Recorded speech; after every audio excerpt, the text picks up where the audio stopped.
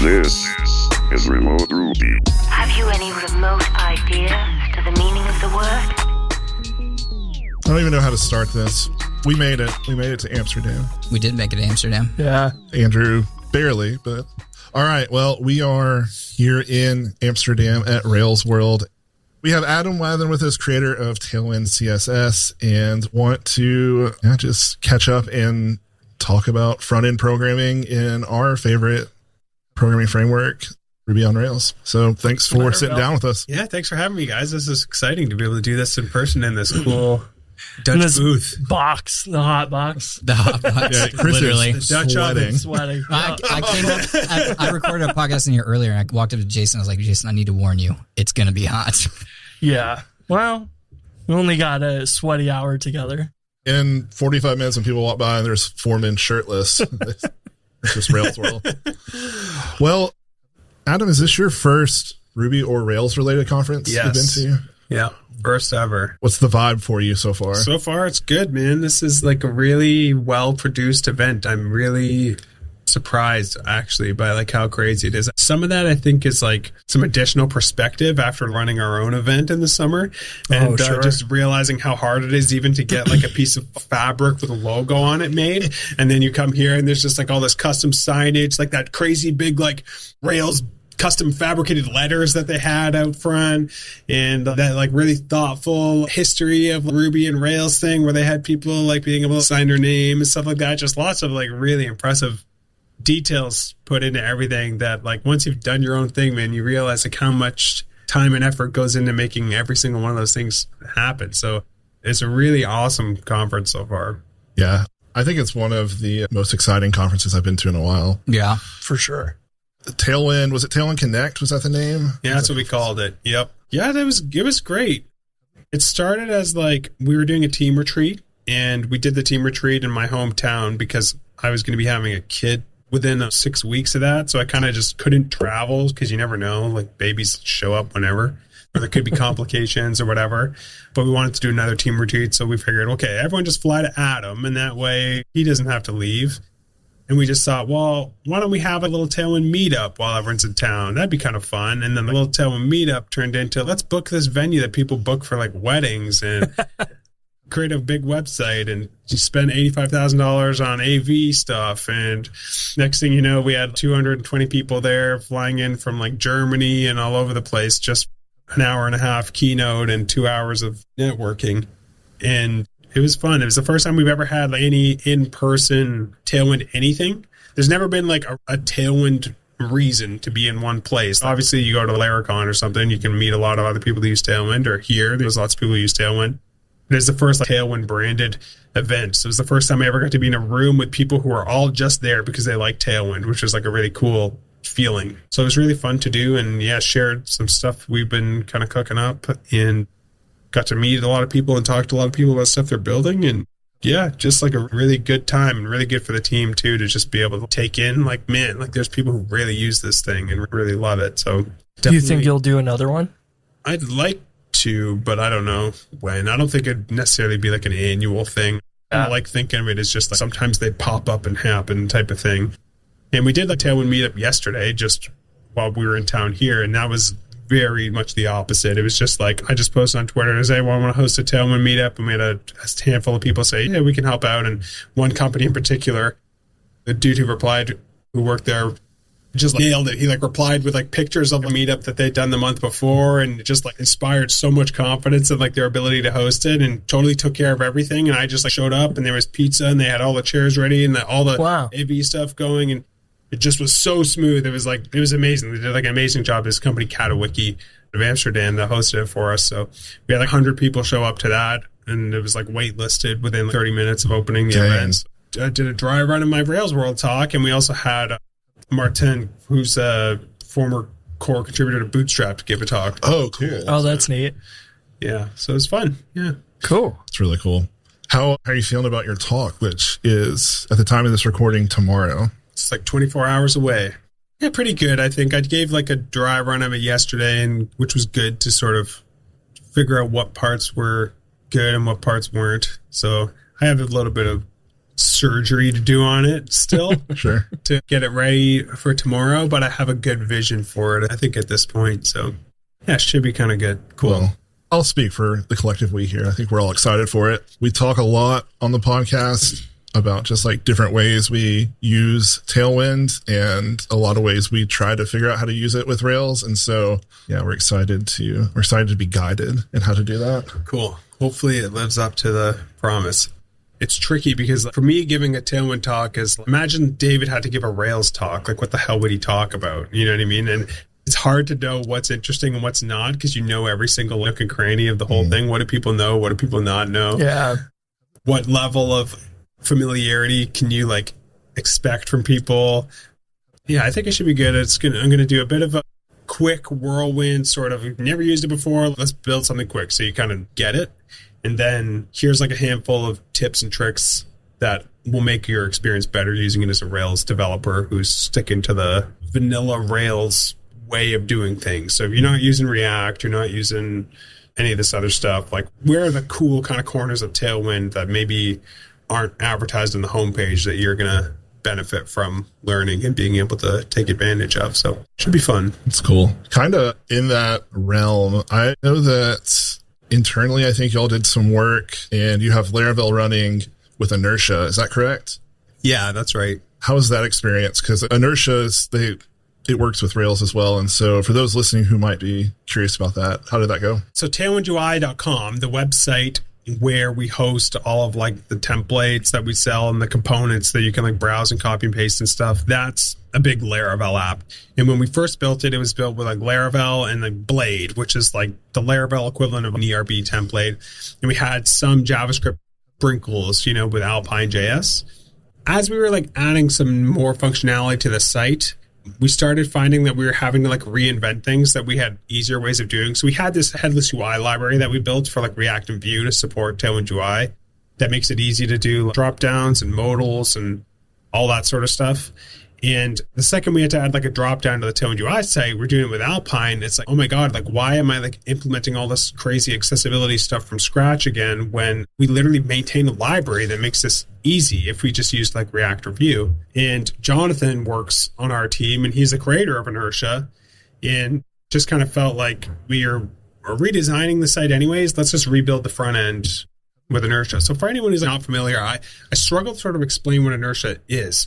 But the goal of Inertia is to let you build like a very monolithic feeling Rails or Laravel application that has a entirely like React or Vue or Svelte powered front end. So there's not any like Rails server or Laravel server rendered HTML on the front end. You can still do like server side rendering with a little node server that kind of runs as like a little sidekick process to your app. And that's what we do in production. But the entire front end is rendered entirely like with React or Vue. In our case, we do React. And what Inertia is, it's this like little layer in between like the Rails side and the React side that lets you basically, the way it works in Rails is all the sort of instance variables that you set in your controller that you'd normally have access to in your views. You now have access to those like in your React page component. Imagine like your ERB views that you're rendering with Rails, except it's a JSX file and you have all the power of JavaScript everywhere in the whole thing. It still feels like it's just a legit straight up Rails app. You can do literally everything that you could do with an ERB template, except like the view layer is built with React or Vue or something, which feels like it's like giving your view layer sort of superpowers. So yeah, you don't have to duplicate like the routes client side. It's still all Rails. That's right. All the routing is defined in your Rails like routes file. Yeah. Inertia is like initially inspired by turbo links in a lot of ways.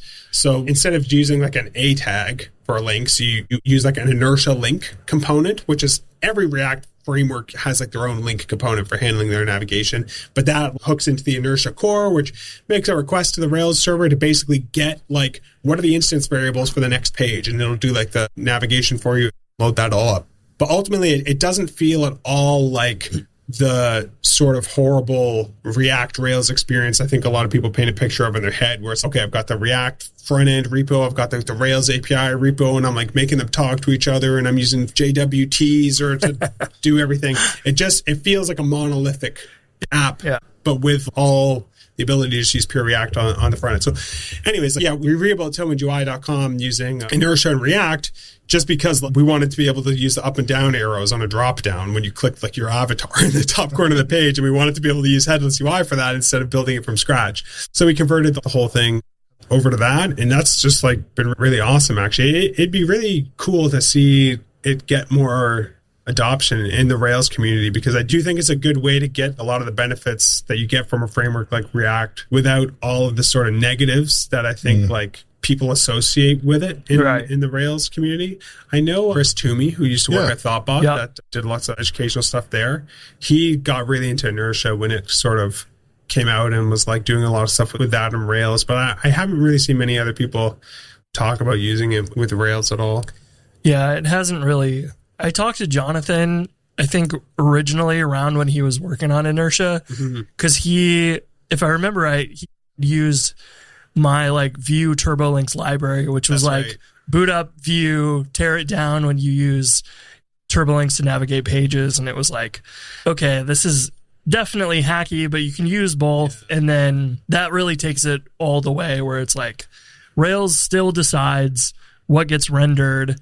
And you just have that instead of rendering HTML, it renders your Vue component template and just give it the data and voila. And you're not worrying about like, gotta make a route to render this. And then we got to go fetch the data, another route for that, and just wiring all that nonsense up. But yeah, it doesn't seem like, I mean, it's probably because Turbo came out and fixed a lot of TurboLinks' issues. Yeah. But it had that come out, I bet you Inertia would have taken off a lot more, because it seems like the right balance of both where you get all that, because otherwise you got to build stuff from scratch and Stimulus, and it's again rebuild all the accessibility things, and you just don't have a great way of doing that without doing it from scratch. Yeah, it's just a lot of reinventing the wheel. Like every single framework, it feels like we got to build all the same tools over again.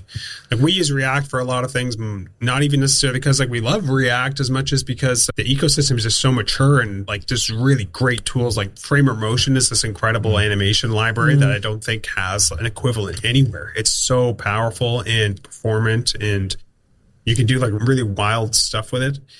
Yeah, if you want to use something else and that doesn't exist, you got to build it yourself. Yeah, I kind of wish like web components were easier to use, and it could be, you know, your modal tags and your custom tab tags and whatever, but those seem to have their same trade-offs or whatever that solves some things but makes other things just a pain too. On the topic of web components, from my understanding, it's pretty much impossible to style those with Tailwind. Is that? I don't even know enough about them. That's because of like a bunch of weird shadow DOM stuff. Yeah. I tried to use it the other day, and the articles for doing it are basically like reload Tailwind like inside each element. And I was like, this seems like a lot of work, so I'm not going to do this. But I don't know a lot about web components, honestly. Like, I think the main criticism that I've heard of web components in the past is that they can't be like server-side rendered at all because they're pure. Well, you gotta have on the JavaScript. You can render the HTML for the tag, but the JavaScript's what makes it do anything. So that makes sense. Yeah, it's so if it has child content and stuff, does that not have? I guess that would still be on the server because they would. Yeah, you can still put HTML inside the modal or whatever component you got. I definitely think the styling stuff is probably one of the main issues with all that. Well, speaking of reinventing the wheel every time, that's something we talk about a lot. And actually one of the questions that someone asked on Twitter, which is, how can we make Tailwind UI a first-class citizen in Rails? Current solution is either build your own component library inspired by Tailwind UI and custom JavaScript, or use a React front end, which is not quote unquote the Rails way. Sure. So that's basically, those two answers are my two answers. Yeah, I think the thing that would make it easier is if someone wanted to build a unstyled set of primitives with stimulus or something where you could have like drop downs and dialogues and all that stuff that handle all the keyboard navigation and ARIA attributes and all the complex stuff that you need to do to support that. The problem is it's like insanely hard, an insane amount of work. I naively thought when we built the Headless UI project that it was just a matter of like going to the WCAG website, reading the table that said when you press up, this should happen. When you press down, this should happen. and seeing what ARIA attributes have to get out on things. And like, that's the easy part. You can follow all that and build the thing, and it'll work. Gets hard is like, okay, someone's got like the Grammarly Chrome extension installed, and that shows up in a dialog. And how does that interact with like, the focus trapping solution that you built? Because that's rendered as like thing that's portaled to the end of the body, and someone still needs to be able to access it. So we'd have issues where someone's opens up a dialog, they're typing in a text area in the dialog, they have the Grammarly extension pop up to correct something, they go to click something in the Grammarly extension, and the dialog closes because that's considered like an outside click because the Grammarly extension, you know what I mean? Yeah. Like, this is like where things become like a total nightmare is where you're doing stuff like that. And yeah, so we are constantly playing like whack-a-mole with that library. Every time you fix one bug, it like introduces a different bug that wasn't there before. And like, we just spent like 3 weeks implementing support for like list virtualization in our like list box and combo boxing because someone's like, well, I need to render 6,000 items in my combo box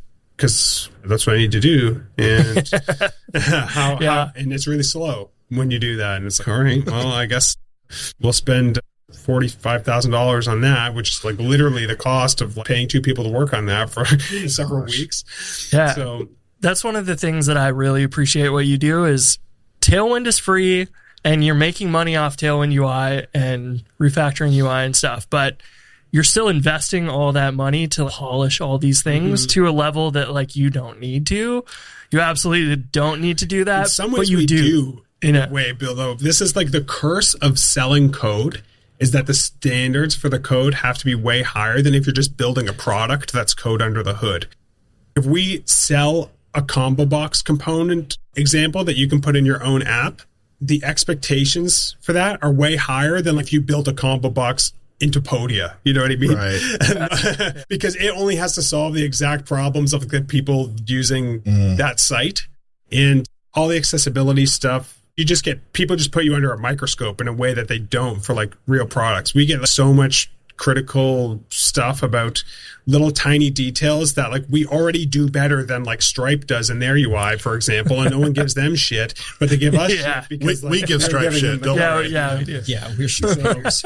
How do you? I appreciate that. I appreciate that regardless. Yeah. But it's nobody else is going to that extent, I feel like. So it's one of those that gives me confidence that like whatever you guys put out, I know will be super high quality, which is good. But yeah, it's one in there I'm like, that's an interesting thing to try and rationalize as a business owner. Like, what do we do? How do we figure out how to make this? And your last episode about selling one-time products and stuff, where it's like maintaining this forever and you're not paying for it forever. And it's an interesting thing to balance and try and figure out. You're selling to developers who all think they can rebuild that stuff from scratch in a week. And, you know, it's got to be interesting. You know, how do you manage that feeling of like, just constantly being bombarded by either Tailwind CSS is the dumbest thing in the world or like all these like issues of, okay, do you really need to support 6,000 items in this combo box? Yeah, it's a struggle. The Tailwind criticism, I think I just don't care anymore. I think it's feels a lot like recent TypeScript situation that we had. A lot of opinionated people talking about something they've never used or whatever. Yeah, it almost seems like it's cool to dunk on and say, I'm so cool at CSS, I don't need Tailwind. Here's why you don't either. Yeah, it's almost a political stance. That helps. Yeah, because like it helps you just like, then you can easily be like, if you can understand someone's like motivation for criticizing something and recognize that it's like this selfish motivation that's not actually related to criticizing the tool. It's related to weird status-seeking behavior. It's easier to just dismiss it. So, yeah, eventually you just get better at ignoring that stuff. Yeah, the stuff about like investing all this time in like this list virtualization thing, for example, like I think just in general, we just have really high standards for the quality of the stuff we do and taking like bug reports and all that stuff really seriously. Like we're like really fortunate to be in a position where like the company is like very, very, very profitable and we gotta spend money on something, you know what I mean? So for better or for worse, I take like our GitHub issue count like really seriously. So across our whole org, we're at like 35 issues or something right now. We had it down to 25. 25 is always my goal because like on the like big crazy filtered bookmark URL that I use to look at all the issues across all the repos together, that's one page. So the pagination bar disappears when you get down to 25. I was going to say maybe 25 is if we were at 0 and when I go to bed, when I wake up in the morning, it's 25. Yeah. Like when it gets to be not on multiple pages is nice, but we have a team of guys who work basically full time, just like cranking through GitHub issues. And the other thing with GitHub issues is I feel like if you don't triage them like effectively, you might as well not even be looking at them because 90% of things are just noise anyways. They're not even real bugs. So we are pretty aggressive about taking things that's like, someone will open an issue. The MD modifier doesn't work in Tailwind. It's like, if that was true, I would have known. You know what I mean? So that gets moved to a discussion and someone will try and help that person figure out what the source of that. We want to give a quick shout out to our sponsor, Buzzsprout. This episode was made possible because we recorded live at Rails World 2023 in Buzzsprout's sponsored podcast booth. We had an awesome little booth to record at the conference with people who were in attendance. This is actually our first time that Andrew, Jason, and I were able to record together in person live, so it was pretty awesome. And all of that was possible thanks to Buzzsprout. So shout out to them. If you plan on starting a podcast, check out Buzzsprout. You can also easily import your podcast from another hosting service to Buzzsprout as well. So check them out if you would like to try Buzzsprout out for hosting your podcast. How do you deal with the ones that are like in between, where it's not like definitely a bug and it's maybe not, Some things are easier to classify as a feature request. Like, okay, you want this to happen here, but it doesn't currently happen. I wouldn't really consider it a bug. It's just like wasn't really designed to do that. We definitely over time have gotten a bit more aggressive about categorizing things as like feature requests again, because otherwise like you can't really look at GitHub issues as like a strict to-do list anymore. It just becomes like a mishmash, whereas we try to keep everything that's in a GitHub issue as like something that's broken that needs to be fixed. And that keeps it really actionable. And then it's like an honest representation of work. What do you do with the feature request ones? Because I feel like them over to discussions and that's a good idea. I just read them and pay attention to what people are asking for a lot and try to take that into consideration. Yeah, I think I've been unsure of what to do with them. So I leave them in issues and it's like label it with like feature request or something, but then it sits there for maybe 2 years or something and I feel bad and it's like, I don't need the feature. Nobody else made a PR to implement the feature. So it is what it is, but it makes sense to put it into discussion. It's not really an issue. It's I like that. It's hard to manage open source stuff like that. And I know like Caleb Porzio, who manages like Livewire and Alpine, he just disables issues on all this stuff completely. And even bug reports go to discussions, which I see some merit to, honestly. Like when you think about what happens when you report a bug in Safari, does it go on some public issue tracker where you could just like look at everything? Maybe it does for WebKit actually, but for the Apple Notes app, if something goes wrong in that, is everyone entitled to look at all the bugs? Are you expecting every single bug to necessarily get fixed? I think like HH has, he talks about not every bug is like worth fixing. You know what I mean? There's like an infinite amount of bugs, and I think it's like a useful perspective to sort of have. Sometimes I feel like we spend too much time fixing bugs and almost let it become like a DDoS vector for the company's productivity. Like you basically just let other people control all your time and you don't give yourself enough time to actually like work on the stuff that you strategically want to work on. So that's another reason why we try to be like really aggressive about filtering stuff out that isn't like real legit bugs. You seem to really like the discussion features on GitHub. Yeah, I mean, we use it a lot. Unfortunately, had dreams of our like GitHub discussions area becoming this really rich community of interesting conversations with people sharing like cool things that they were building, and nostalgic to thinking about my message board experiences of like, teenage years. We have these great communities of people sharing cool stuff. And do you remember when you used to go on message boards and like people create like tutorials that were just like message board posts? That was me. I did that. That's how I started. That was the home for the tutorial. Like this was like the canonical reference was this like message board post. It wasn't like on someone's blog. The community was so valuable that people were willing to post first party high quality content like directly on the message board. When I got my first laptop, I was on the Ubuntu forums and it had this giant thread that was like, if you have this laptop, here's every library you install to get the Windows Media Player remote working in Linux and everything. And everybody that I had followed on the forums was making their own, like, I've got the AMD version of this laptop, so it's got different modules and stuff to set up, and I was like, I'm going to make one for my laptop, and like, that was such good times.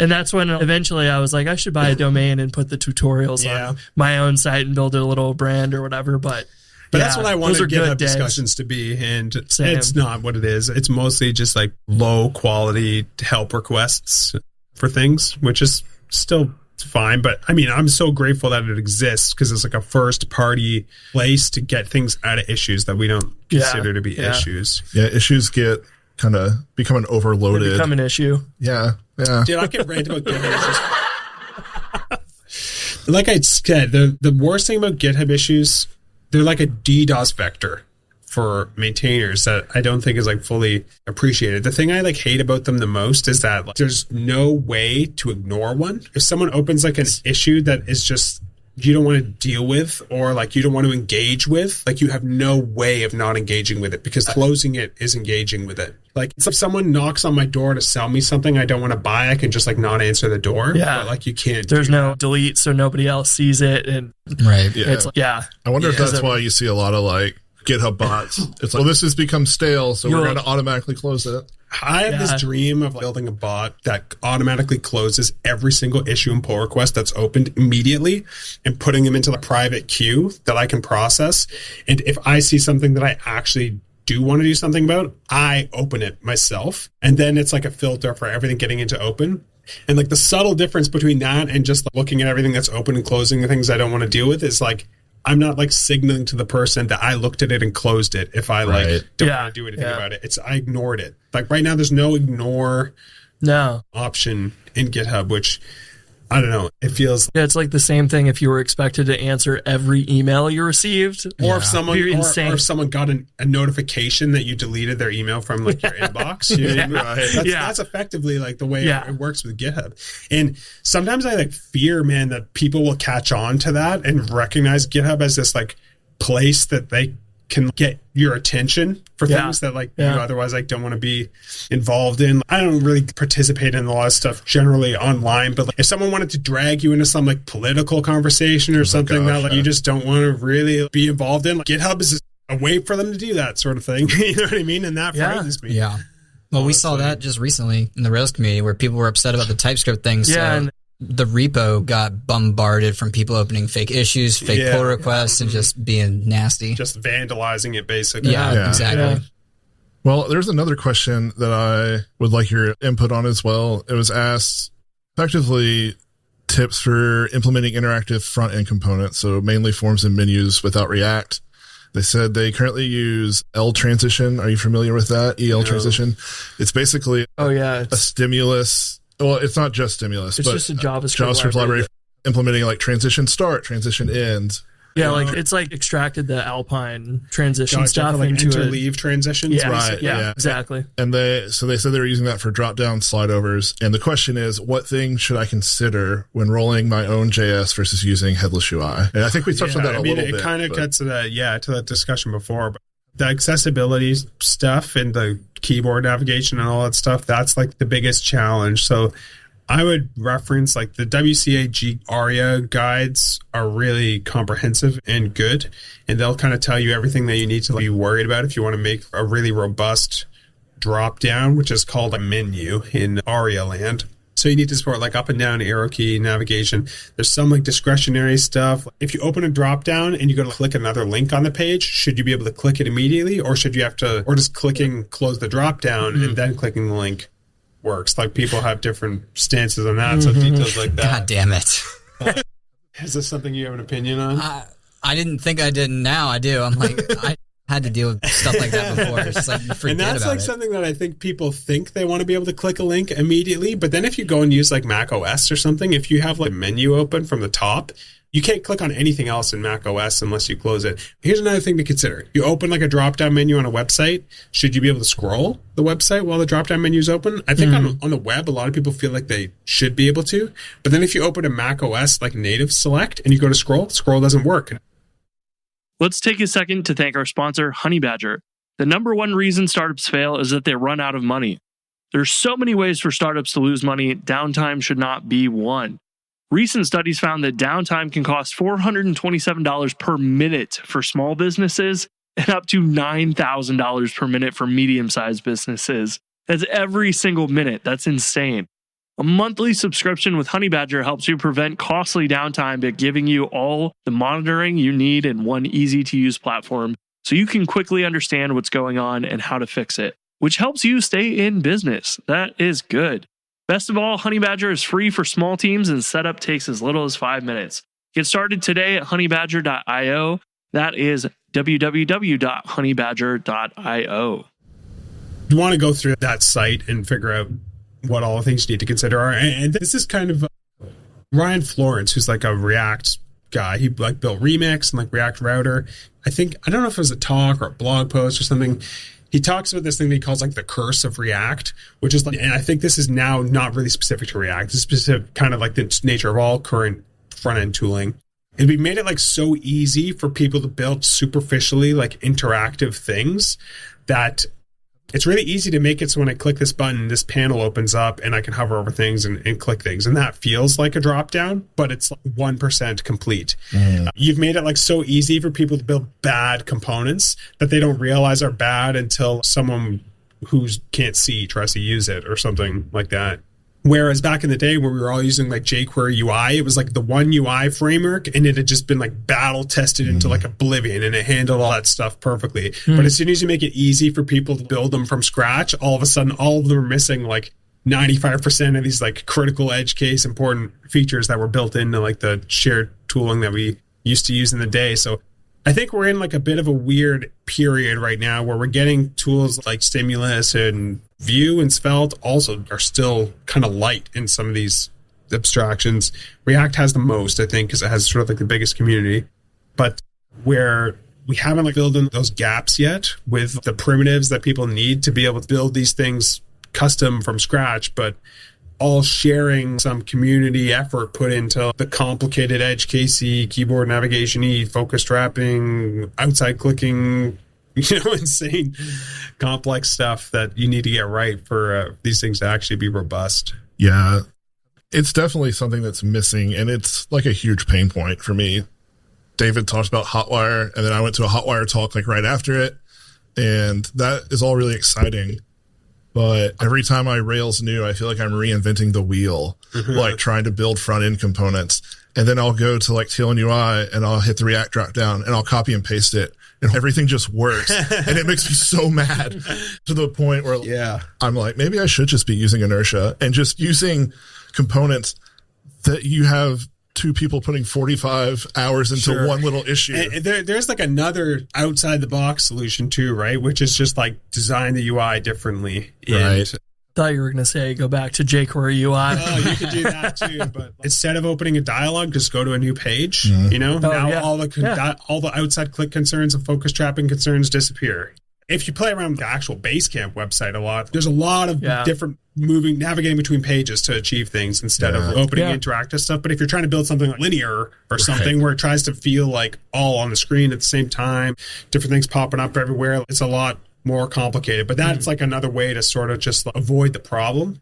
But yeah, if you want to build those really dynamic interactive experiences, unfortunately, it's a lot of work. And outside of the React ecosystem, I kind of feel like you're starting really behind. Yeah. You kind of answered this, but I was going to ask, because I know a lot of the stuff that comes out of Tailwind Labs is React and some Next stuff. And I was curious because I remember like you had an advanced Vue course back in the day, and I know Vue's pretty popular in Laravel community as well. So yeah, kind of curious some of the reasons you kind of lean so heavy on React. It kind of just happened over time. Like I still really love Vue as a project and respect it a lot. And I think Evan is like a brilliant person. And I love like his work on Vite and stuff like that.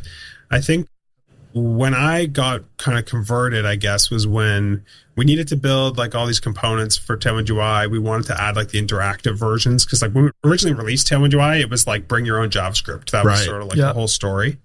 And when we wanted to provide working JavaScript versions of things, I wanted to do Vue, but I also felt like there's more people using React than Vue, so we also need to do React. So we want to support both. And the people on our team actually had more experience with React than Vue. So like we were rebuilding TailwindCSS.com.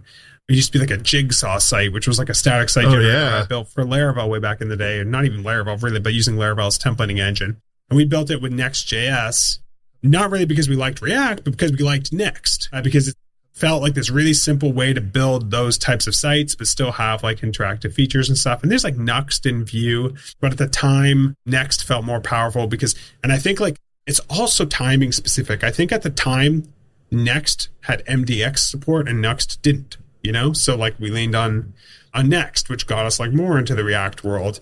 And so now like the Tailwind CSS website's built with Next, and that's React, and that's like our biggest website. So of course we're developing more expertise with React and stuff like that. Yeah, so a lot of it just came down to it doesn't really make sense for us to use multiple frameworks for our own stuff. The Tailwind docs are built with React. Okay, well, next thing we build should probably just be with React too, because that's where we're getting good. And when I started using React, there's some benefits of it that I overview that I did not expect to feel as important. And the absolute number one benefit is that you can have multiple React components in a single file. So because React is quote unquote like just JavaScript, which it's like it's JSX, which is not really JavaScript, but ultimately it is kind of still just JavaScript. It's more just JavaScript than like a Vue single file component is just JavaScript. You can just create components, as many as you want in a file, and reference them just like function names and stuff like that. Whereas in Vue, the convention is you have a .vue file, it's got a template section, a script section, and there's one component per file. And if I'm making, say, like a table component in Vue, there's going to be a file called table.vue, table.row.vue, table.cell.vue, table.header.vue. You know what I mean? Yeah. Whereas in React, I can just have table.jsx, and all those components are just in there. And I found that the workflow of creating custom components in React, when you have the flexibility to just like quickly extract a component to like a couple lines above where you're currently working just to see if that abstraction feels right, it was so freeing compared to in Vue where it's like, okay, I want to try putting this into a separate component, but I'm really confident enough in this experiment that I want to go and create a new file for it. So I found that in Vue, my components tended to be bigger. And in React, they all tended to be smaller because the cost of extracting them felt like a lot lower. And I did not expect that difference to feel like so significant. Because I don't see people talk about that as much as the benefit of React over Vue. But that was the thing that felt like this meaningful difference to me. Everything else about it is like the same. Vue, in a lot of ways, has taken things, learned things from React, and made different decisions that I think the React team wouldn't agree are like improvements, but like for a lot of people do feel like improvements. Like in React, there's all these crazy rules about like you can't call use state in an if statement and stuff like that. Whereas in Vue, when they implemented the composition API, it runs once instead of on every render. So none of those rules apply, and it's kind of simpler in a lot of ways. And Vue has better performance than React for a lot of things too. So yeah, at the end of the day, it really just came down to, okay, well, we built the Tailwind CSS website with React.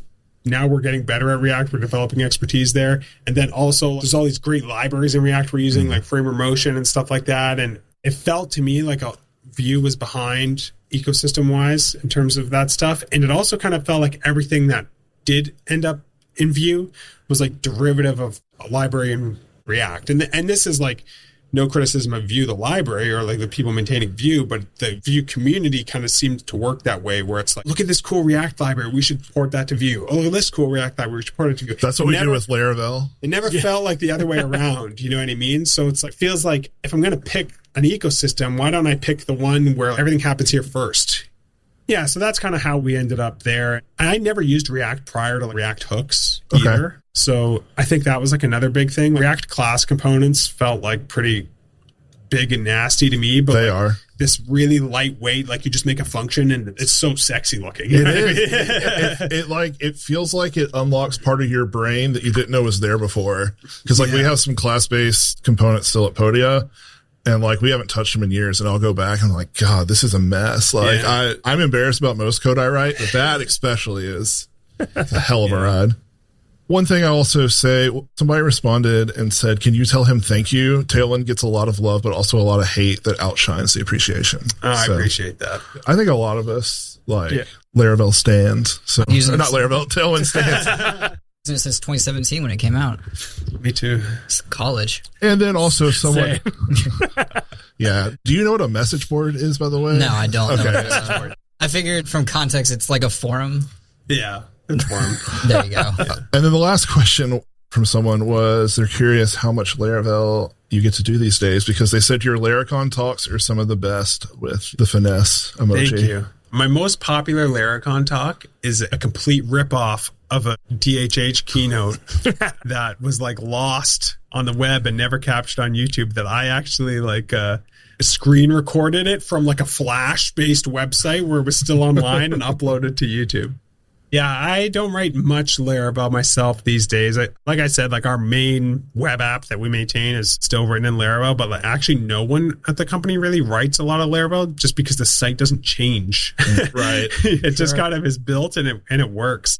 Most of my coding time, I don't really do as much coding in general as I'd even really like, and that's something I'm actively trying to like spend more of my time doing. But lately I'm just we're working on this like React UI kit. So I'm building a lot of components with React, or I'm working in Node, making improvements to Tailwind because that's what Tailwind ends up being written in is like, Node APIs and JavaScript. Right. But yeah, I don't get to touch Laravel much anymore, sadly. But you were like, I assume you still are, you were such like an integral part of that community. When I first kind of got into web development, my first professional job was about the time refactoring to collections came out. I wasn't even writing PHP and I bought that book. Like I was awesome. Like, I don't know. Because we have a lot of enumerable stuff in Ruby. And so that's where that's stolen from Ruby too. I love that. Yeah. It's awesome. Same with my test-driven Laravel course. That's basically like me reading like the RSpec book and ThoughtBot test-driven Rails course and like basically combining all this information, figuring out how to apply it in PHP and turning it into a course.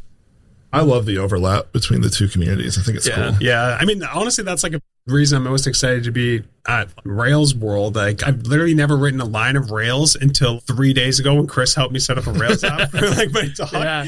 But I feel like I've followed the community so closely for so long because similar to like what I've kind of been saying about like React, I kind of felt like so much innovation happened in the Rails world in terms of just like building web applications. Like, yeah, when I wanted to learn like TDD, I had to learn it by seeing how people were doing it in Rails. You know what I mean? Mm-hmm. So yeah, it's really cool to be able to participate in this because it's been such a huge influence on me, even though I never ended up running Rails new or whatever a single time in my life. I still consider myself like a die-hard like Rails sort of fan. Were you the one that made the WWDHH stickers? Yeah. What would DHH do? I love those. So awesome.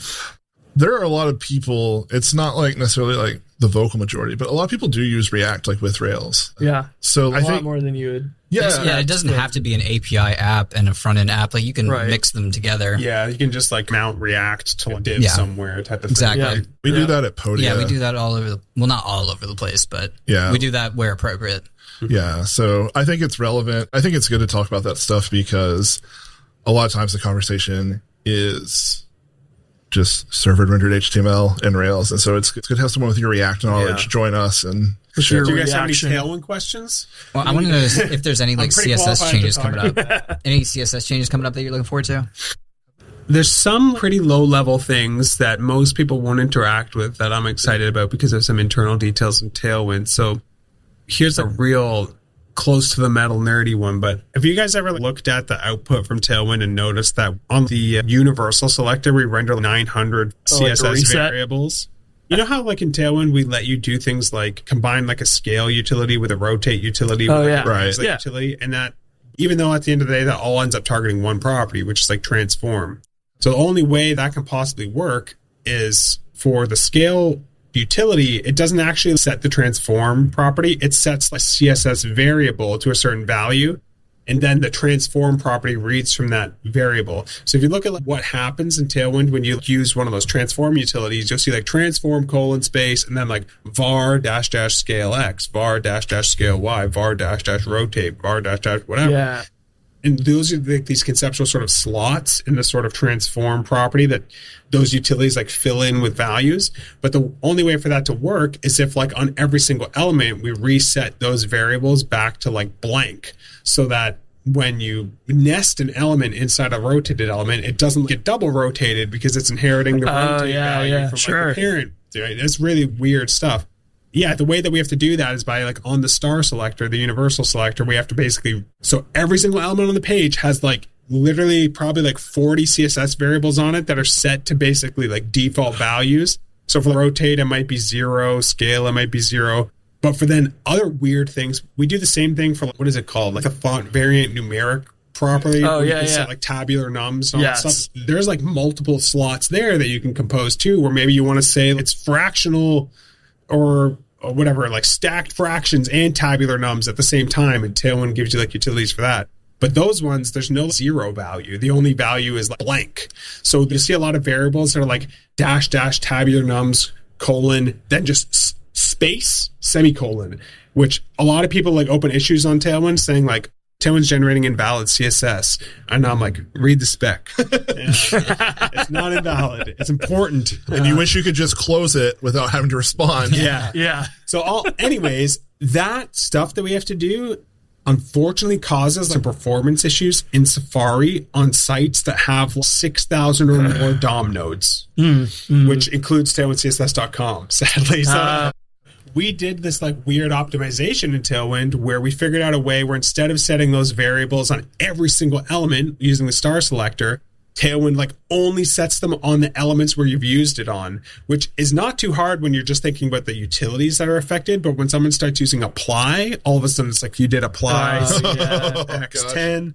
Now I need to make sure that this weird selector that you wrote where you've used apply gets reset to that, but I can't use that whole selector because it's got a specificity of 1.7 and now utilities won't override it. So I have to find the thing in there that has the lowest specificity and extract it and then so there's all this complexity in there. Anyways, there's this new feature coming to CSS that's in all browsers now. I think maybe just in like Firefox like nightly, but will probably be like usable by like next year, called @property, that lets you define a custom property, like the shape of a custom property. So not just like set a custom property with a value. I can say, so just like, for example, we have like a rotate X property or whatever. I can say @property rotate X, where there's going to be a custom property on this site called rotate X. This is like what the default value should be. This is what the type of it is, so that like you can animate it from like certain values, which like you can't normally do without specifying the type. And importantly, we can say, like, does this custom property inherit?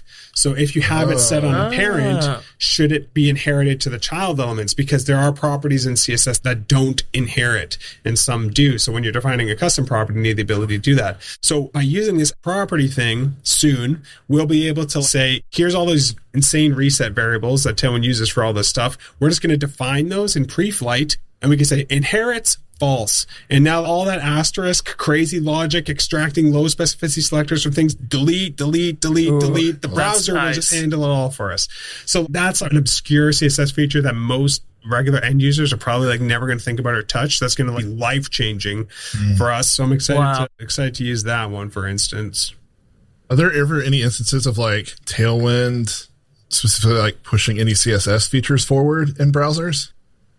Not really that I can think of. We uncover like browser bugs pretty regularly, and we have contacts on like the Firefox and Chrome teams that like fix the browser bugs for us right away, which is crazy to have that influence at this point. Reminds me of, was it Sam or Javon who like had a screenshot of Chrome or something has a special exception in it for the tricks editor or whatever. And I was like you got to be pretty proud to like the browser did an exception for our thing. Yeah. But I don't think there's much that we've done to push the CSS stuff forward. I talk to Una on the Chrome team like every month or two. It's cool.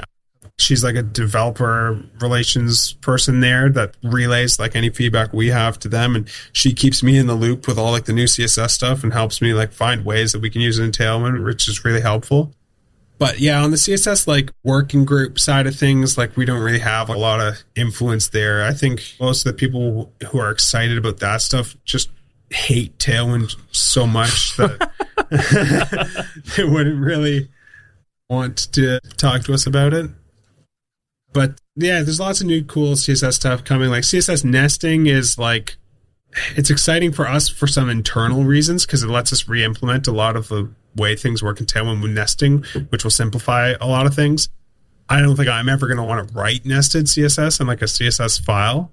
I think that's like the source of most CSS maintainability issues personally. Huh. But for us, it simplifies a lot of things. So if you think about how in Tailwind, you can do like hover, underline, and you might do LG, hover, underline. Or you might do dark, LG, hover, underline. If we implement like each one of those like modifiers as just like a nested rule, the browser just magically like handles that for us, you know? So it's like, oh, you add hover? Okay, so we're just going to like, so here's your selectors like dot underline, and inside it just has like text decoration underline. Okay, so we're just going to pull the rule out. We're just going to stick a little wrapper in there that says ampersand hover. Okay, and now it like works. We don't actually have to modify the selector. We can just like keep adding these like layers of wrapping inside of it, and every modifier just maps to like one specific selector wrapper, and they just become all nested stuff. And so we actually are re-implementing a lot of stuff in Tailwind to work that way, and we're using Lightning CSS to flatten all the nesting, because I still kind of feel like even though browsers support nesting, if we just shipped the nesting that like we want to do, the browser would be like, what are you doing to me? No one's ever supposed to use it this way. Which I think is you're now the guy asking for the combo box with 6,000. Exactly. We are that to the browser developers, 100%. That's funny. That's like before Tailwind 3, when the unpurged Tailwind file was like 4 megabytes. Open the Chrome DevTools and all of a sudden the Chrome would stop working. Like I could open a bug in Chrome that's like, Chrome DevTools is unresponsive when you have a 4 megabyte style sheet, and they're going to be like, yeah, it'd be unresponsive with like a 6 gigabyte style sheet too. Like, what's the limit here? You know? So, well, it's fun to watch the progress of Tailwind. Like even from the days like you're talking about when it was just one style sheet. Like I feel like every incremental thing you've added has been valuable. The arbitrary values is the name of the feature with the square bracket. I love that. I use that all the time. I love recently combining using data attributes because it saves me from running like conditional ERB logic where I can just now do this with pure HTML. I love it. So thank you for all your work on that. Thank you guys. I appreciate it. Adam, thanks so much. Thanks guys. Thanks for being here. Sweet.